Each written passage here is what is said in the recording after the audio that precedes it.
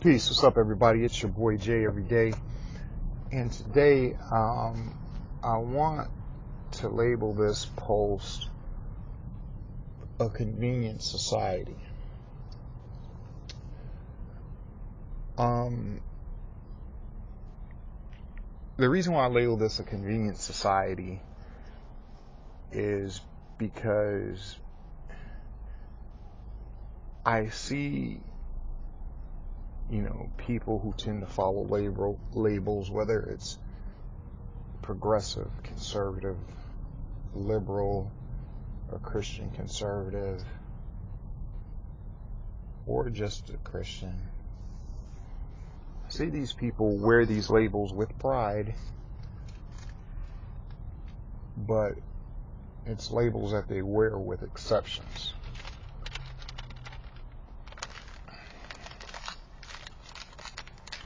Let me start off on the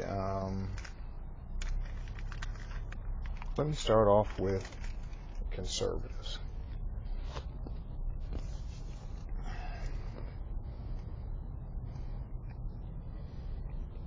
To me, someone who's a conservative is someone who believes in limited government, who believes in a free market society,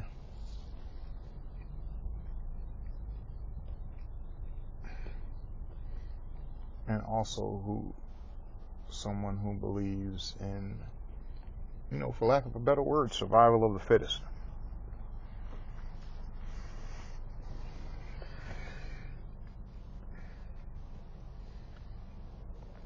Now, there are certain principles that I think that come with being a conservative,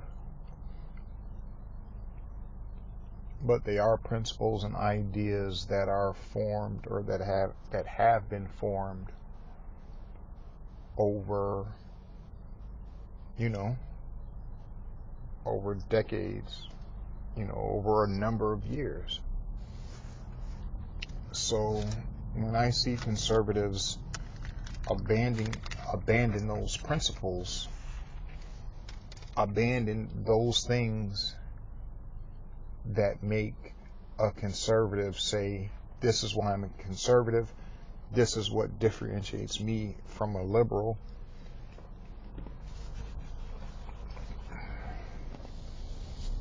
and I see them abandon those principles, like I said, it causes me to think that you're full of shit. Case in point, I'm going to give you two examples. The Supreme Court just recently passed, or they made a ruling, they didn't pass anything, only Congress passes bills, whatever. The Supreme Court came down a ruling that said the state of Ohio has the right to purge voter rolls.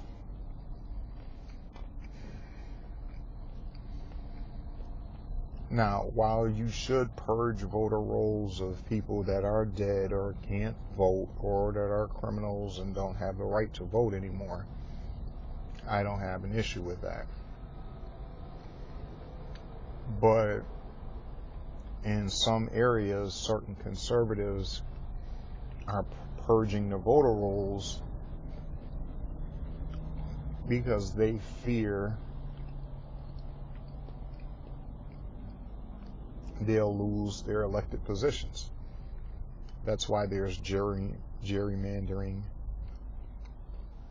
and there's all of these type of schemes that they want to stop people from voting.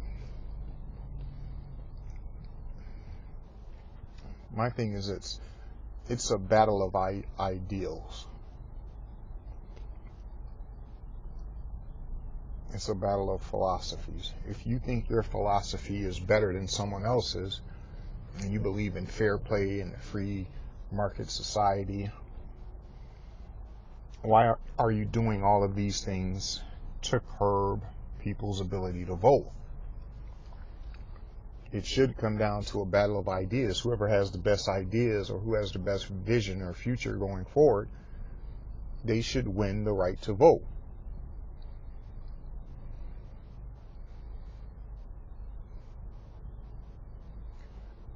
See, you can't make up rules in this game of life, and then every time somebody follows those rules and wins or exceed those rules, now you want to go back and change them. That's complete bullshit.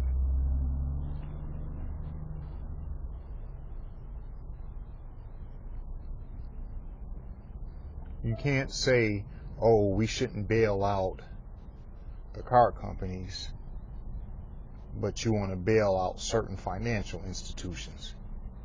Either help them all out or don't help nobody out. And you really be on that survival of the fittest, that Darwinist shit, that Ayn Rand nonsense, whatever the hell it is you're talking about. If I got to pay 30% in taxes, then someone who's making $1 billion need to pay 30% in taxes. Have some equality all the way across the board.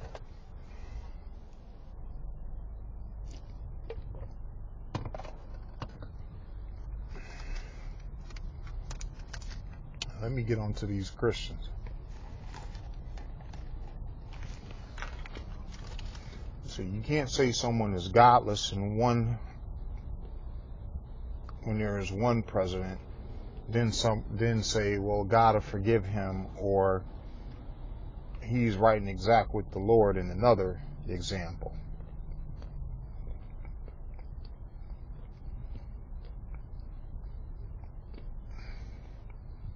See, you can't talk about Jesus and the poor and all of that, but you have mega churches and you have your own jets that cost anywhere from $4 to $20 to $30 to $50 million with the kind of upkeep that's necessary to maintain a jet. But then talk about the poor and tithing and all of that. You're hypocrites. Now let me switch and go on the other side and talk about liberals and their bullshit. So you can't hate on the current president because of the shit he did with women, and then I hear complete silence on the other side when you have a former president deny and sit up in your face and lie about women who've given him blowjobs and women that he's fucked.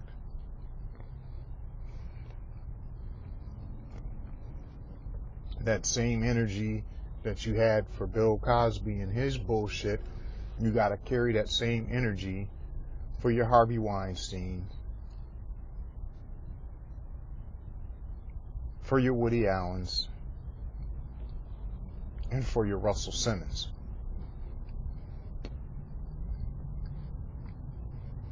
Because see, I notice a lot of liberals, oh yeah, well, Bill Cosby this and Bill Cosby this, and I knew Bill Cosby was doing this type of shit then. Yeah, I hear you talking that shit about Bill Cosby, but why I don't hear that same shit about Russell Simmons? 16 women have came out and said that he's raped them or sexually assaulted them. Where's the same energy at?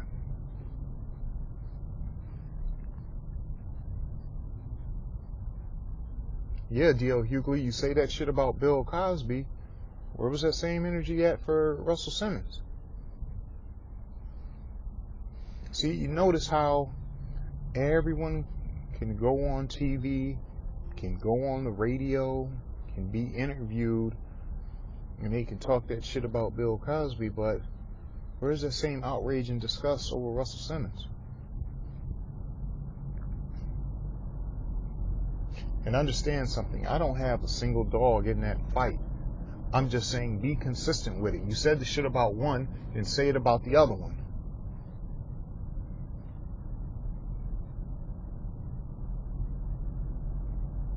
And if you think that he's the last, no, and keep that same energy for Morgan Freeman. It's 8 women who came out and said shit about Morgan Freeman. Say that same shit about Morgan Freeman that you were saying about Bill Cosby and about Harvey Weinstein.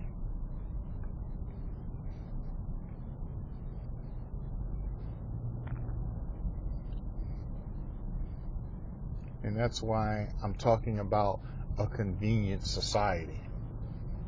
Because see, everybody wants to go all out in public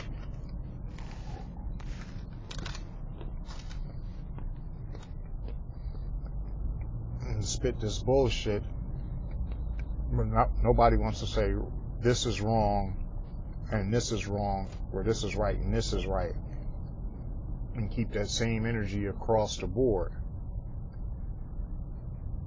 See, everybody can talk about when this cop beat up Rodney King or whatever, or this white cop beat up this black man or whatever, but nobody wants to keep that same energy when you see a cop punch a white woman in the face twice. I don't see the Me Too's and the Time Ups movements. I hear crickets. There's pictures of cops kicking women in the face, kicking white women in the face. I don't hear any of these feminist movements talk about that shit. And why is that? Oh, you'll have something to say about a rapper. Oh, you'll have something to say about, oh, I'm not dealing with rap music anymore. Oh, I'm not doing this and I'm not doing this. But I don't ever hear anybody say anything when a cop puts his foot up a woman's ass.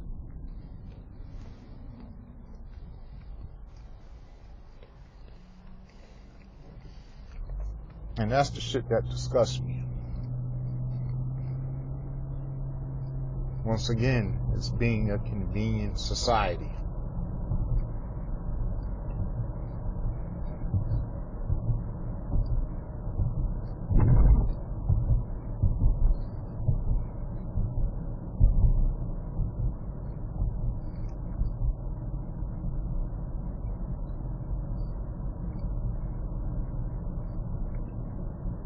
This public narrative and this thing to go along with whatever the group thought says, but then never to speak out when it's really time to speak out about something or to stand for something. It's complete bullshit.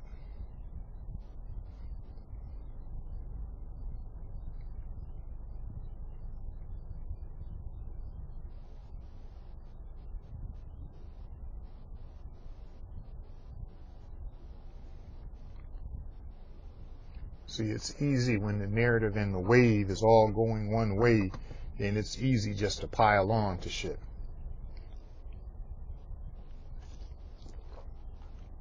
But when that same narrative or wave hits something that's close to you, hits one of your friends, something you're close to, then all of a sudden it's crickets.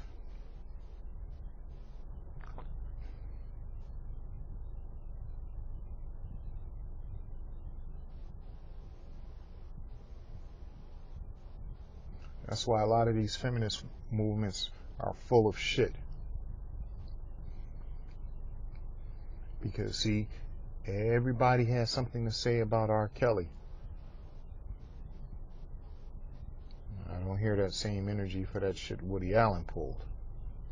I don't hear you calling for all of these pay channels to remove his movies. Where's that same energy at to remove his shit? He's fucking his stepdaughter that he raised in the house with his ex-wife.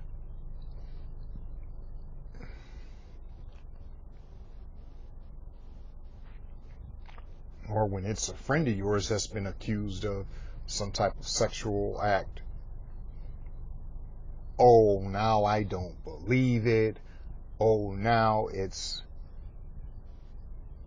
he could never do something like this and you have to question it and all of this.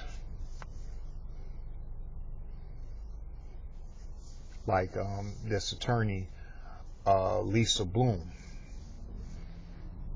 Oh, I'm all about victims' rights. I'm all about the empowerment and the protection of women and women getting equal protection under the law. But see, as soon as your friend Harvey Weinstein was involved in some bullshit, you didn't choose to represent the women like your mother did, that ambulance chaser. You chose to fight on Harvey Weinstein's behalf.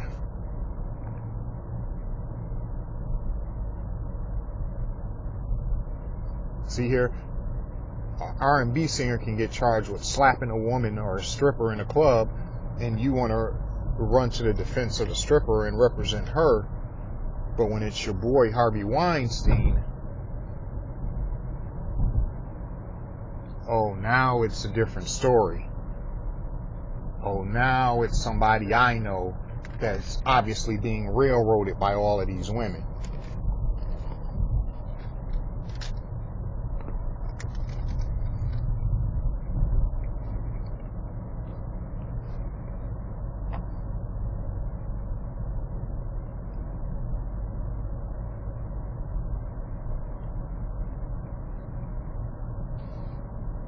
And one other thing, let me just say this, and to all you convenient Christians,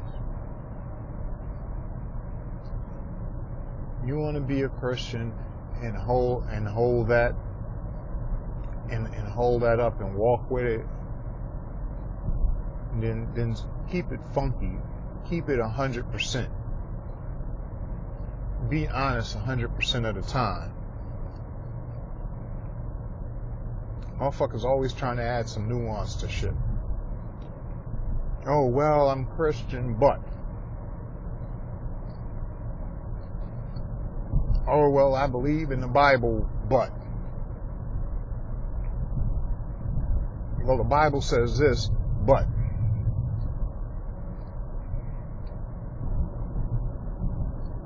You know, even though Jesus taught us how to pray in the Garden of Gethsemane, I'm going to change the prayer to this because of this. It's always a but. It's always a caveat with something.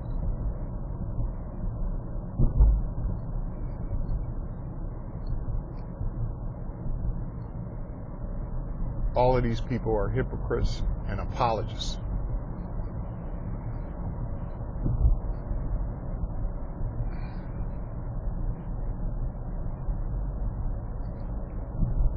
And that's it, man. That's all I got to say on this on this thing about the convenient society. And if you think I'm lying or you think that I'm exaggerating points, think about some of the things I said and watch the news, watch social media, watch these talk shows, and just watch how it's framed. That's why I call this shit the framework.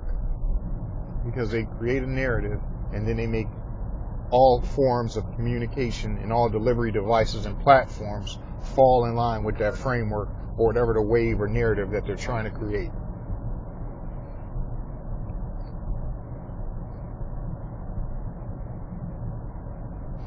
With that, I'm gone. This is your boy Jay every day.